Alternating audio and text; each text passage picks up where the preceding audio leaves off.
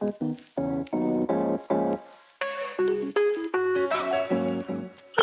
I'm Catherine Sacra. I'm one of the senior directors here at EAS Consulting Group.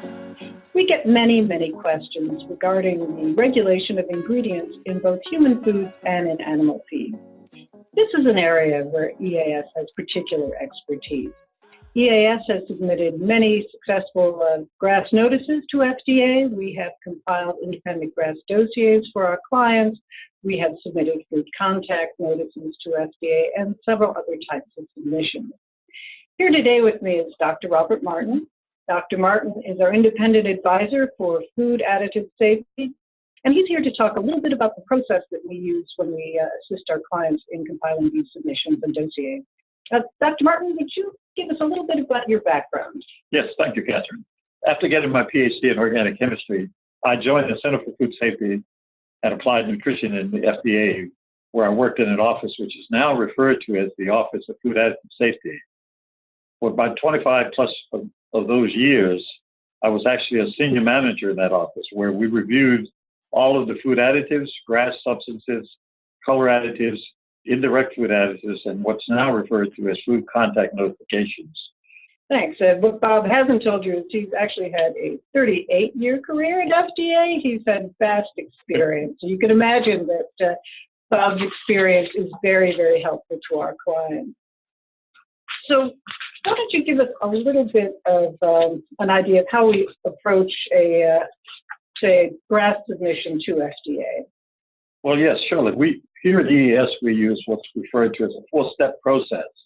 First, we undertake what is called a feasibility assessment to actually determine if there is indeed sufficient scientific data to document the safety of that particular ingredient.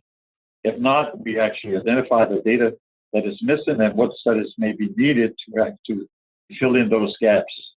If sufficient data is indeed available and for GRAS substances published, then we would proceed to work with our toxicologists to develop the GRAS dossier or any other application that FDA that would be targeted for that particular ingredient. This compiles all of that data that's required for the FDA into one document.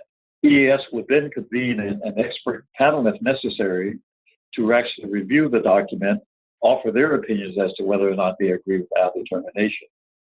If those members agree on that determination, then we'll take the signed document, and the signed document will be passed on to the client for their own use and documentation, or to FDA in the form of a GRAS notice or food additive or color additive or whatever else, however that submission would require it.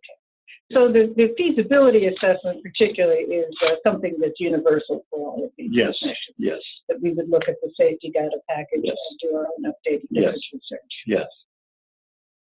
Thank you very much for that. I would invite any of our listeners who have any further questions about this or would like EAS to make an assessment of their own safety data package for their ingredients or color additives to please contact us.